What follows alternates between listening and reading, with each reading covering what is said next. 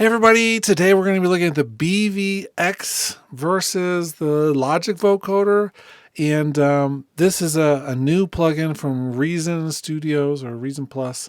This was just announced last week. It's a vocoder, which is supposedly going to up the game a little bit.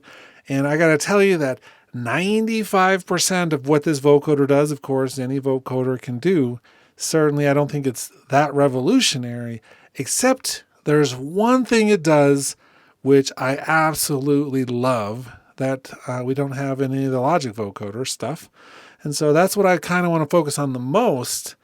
I think that this is really interesting. If you already have audio tracks recorded, this is a moot point because I think that there's something that you can really easily do with Logic to mimic this, but it's the autoplay function, which allows you to just feed an input into this, and it's going to trigger the vocoding process with the synth.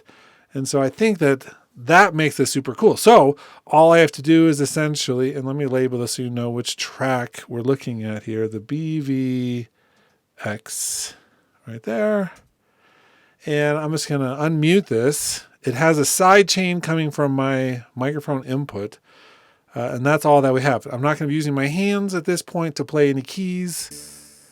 I'm just going to sing. Let's add a little bass and some drums. And before I push play, I want to show you that I don't have any MIDI input going into the BVX. It's just this other synth part, which will give us a little bit of something to play along with. Here we go.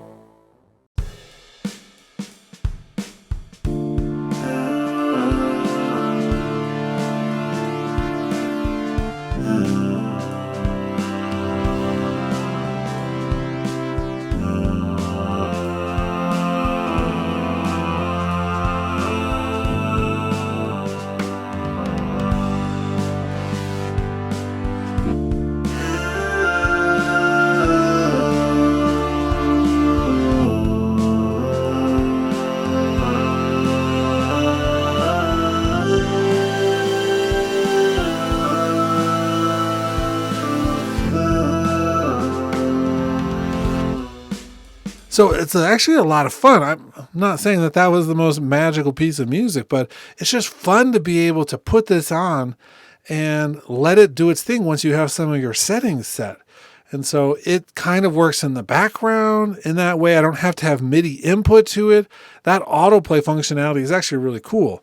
So just to give you a little breakdown of some of the other key features that I thought were interesting, right along with the autoplay, we also have like it's kind of like a pitch corrector, but it just tightens down the pitch to a scale, so you always can play in a certain scale. It has the synth module here, which is interesting. It's I'm not going to go through all of it, but it is nice to be able to have the synthesizer option right off the bat with some of these different things. You'll see a lot of FM type engine things, and that's very similar to the Logic one.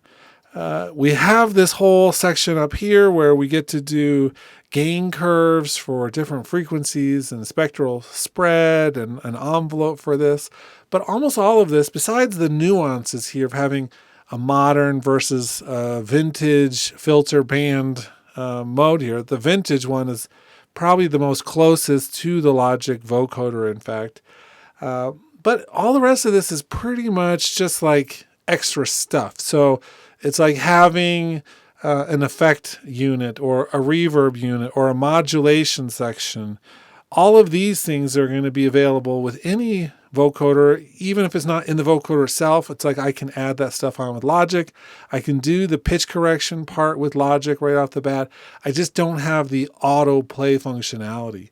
And so all the other nuances, I think, are very similar. Now, with the Logic EVOC polysynth, besides looking less cool, because this is old. I mean, this is like the old interface. This is one of the oldest interfaces still left inside Logic. I mean, this it can do tons of this. It has the synthesizer built in just like that one. It has all of the other pieces here. It has some effects. It has some LFOs. the formant shifting, the stereo width, the ability to change some bands. I mean, all this is here, just not the autoplay. So the original here, let's turn off the autoplay for a second and come back up. This time I have to do the MIDI input.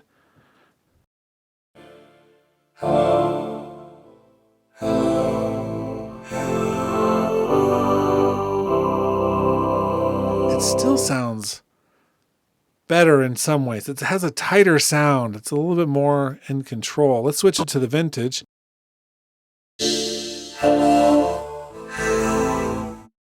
And that sounds a lot more like the Logic one.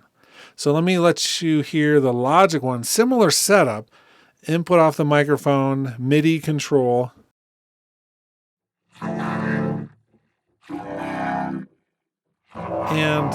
I hadn't yet, I mean, this is still, it's definitely truncated in terms of the release and things. Hello.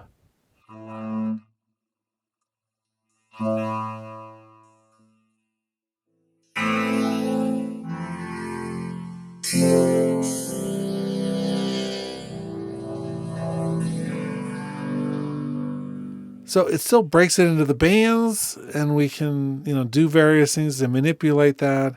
But certainly, while there's many similarities between these two, you can never just turn this on and go without having to also have the MIDI input. So for me, that's one of the biggest things about the BVX is that I can just put it on and have it kind of run with things without having to do too much with it. So I really liked that. Let's turn up they both have unison settings, which is kind of cool. And I don't know about the timing option here. Hello. Let's turn autoplay back on for a second. Yes. No. Yes. Ooh. Okay. I don't know about that.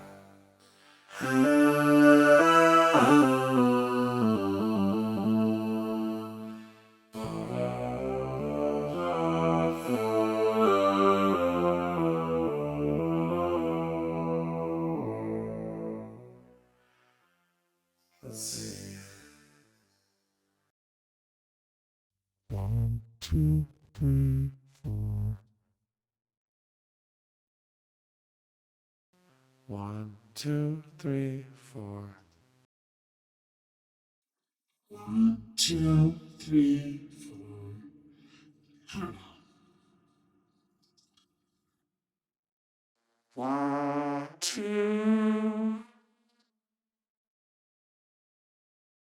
1, 2, 3, 4, 5, 6, 7, 8, 9, 10.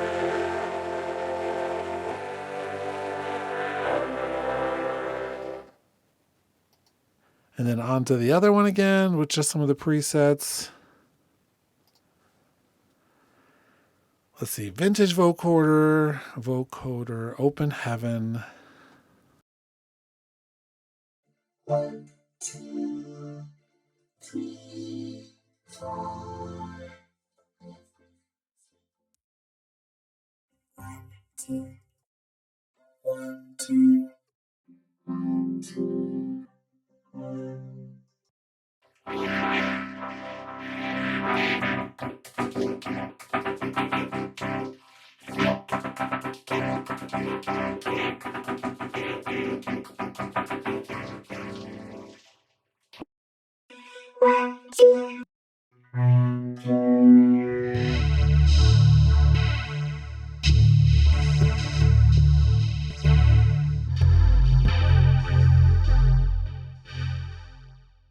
Okay, so you get the idea. We didn't really go much into the actual workings of either of these. It's more just to listen to the sound a little bit and discuss this whole autoplay function, which I think is just super handy. And I'm hoping that when the EVOC 20 finally gets, brought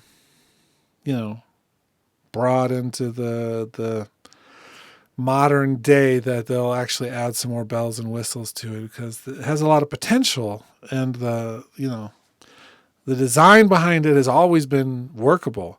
But certainly it'd be exciting to have some of these new features and updated sound quality with a modern engine instead of, the vintage way of doing things. So hope this was a little bit helpful for you to see just another option that's out there, and maybe perhaps pull out the EVOC 20 at some point and mess around with it. Talk to you later.